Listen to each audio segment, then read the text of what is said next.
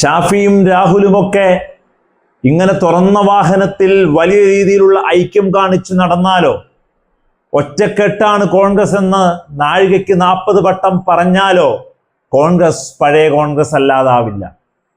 ആ ഒരു ഗ്രൂപ്പിസം എത്രമാത്രം കുറഞ്ഞു എന്ന് പറഞ്ഞാലും കോൺഗ്രസ് എന്നാൽ പടലപ്പിടക്കം എന്നാണ് അർത്ഥം.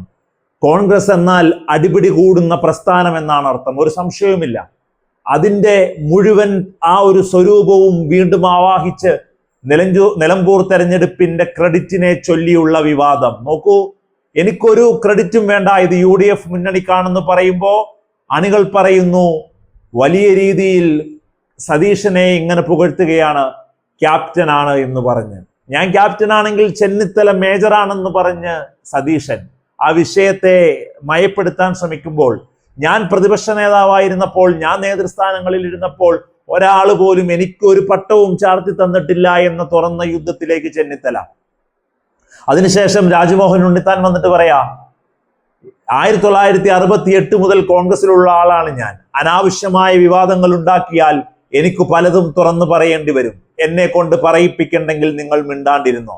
മുസ്ലിം ലീഗിനെ പോലെ, CPM-നെ പോലെ, ഒരു പരിധിവരെ BJP-യെ പോലെയെങ്കിലും ഈ ഒരു കേഡർ സംവിധാനം ഇല്ലാത്തതിൻ്റെ പ്രശ്നം, ആർക്കും എന്തും പുലമ്പാവുന്ന അവസ്ഥ, എത്രമേൽ ഐക്യമുണ്ടെന്ന് പറഞ്ഞാലും DCC ആസ്ഥാനത്തിന്റെ ഉദ്ഘാടനം കോഴിക്കോട് നടന്നത് ഒരു യാദൃശ്ചികമായി ഉണ്ടായ തിക്കും തിരക്കുമല്ല എന്ന പോലെ, മൈക്ക് വിവാദത്തിൽ സതീശനും സുധാകരനും അങ്ങോട്ടും ഇങ്ങോട്ടും മൈക്കിന്റെ മുമ്പിൽ നിന്ന് ഉന്തി കളിച്ചത് അനാവശ്യമായി യാദൃശ്ചികമായി ഉണ്ടായതല്ല എന്ന് വീണ്ടും ഉറപ്പിക്കും പോലെ, അങ്ങനെ യഥാർത്ഥ കോൺഗ്രസ് എന്താണെന്ന് വീണ്ടും വരികയാണ്.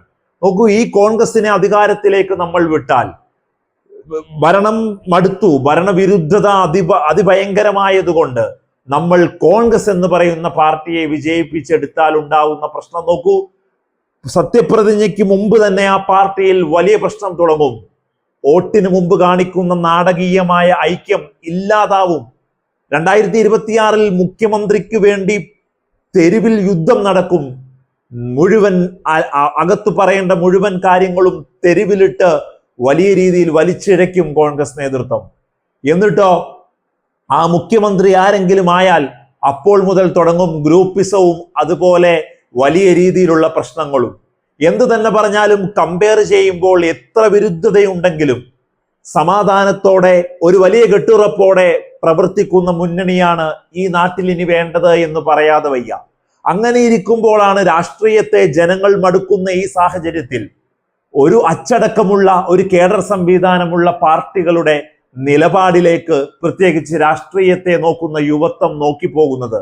അതുകൊണ്ടാണല്ലോ UDF-ൽ ഏറ്റവും വലിയ നട്ടെല്ല് ലീഗാണെന്ന് പലയാവർത്തി ഈ നാട് വിളിച്ചു പറയുന്നത്. പാണക്കാട് മുറ്റത്ത് നിന്നൊരു തീരുമാനം വന്നാൽ അക്ഷരം പ്രതി ചങ്ങലയിട്ട കണ്ണി പോലെ, ഒരു ചങ്ങലയിലെ കണികകൾ പോലെ അവർ പ്രവർത്തിക്കുന്നത് നമ്മൾ കാണുന്നതല്ലേ. CPM എന്തു തന്നെ നമ്മൾ പറഞ്ഞാലും അവരുടെ ഒരു ഐക്യം നമ്മൾ കാണുന്നതല്ലേ. ഒരു പരിധിവരെ BJP-യിലും നമ്മൾ അത് കാണുന്നതല്ലേ. അപ്പോൾ അത്തരത്തിലുള്ള പാർട്ടികളെ പോലെ ആവാതെ നിൽക്കുന്ന കോൺഗ്രസ് ഈ നാട്ടിൽ ഭരണം നടത്തില്ല. അവർ മുമ്പെങ്ങുമില്ലാത്ത ഐക്യം നാടകീയമായി പറയുമ്പോഴും നിലമ്പൂർ തെരഞ്ഞെടുപ്പിന് ശേഷം പുറത്തു വരുന്ന ഈ തമ്മിത്തല്ലുണ്ടല്ലോ, അത് കേരള രാഷ്ട്രീയത്തിൽ ഒരിക്കൽ പോലും ഇനി നടന്നുകൂടാത്തതാണ്.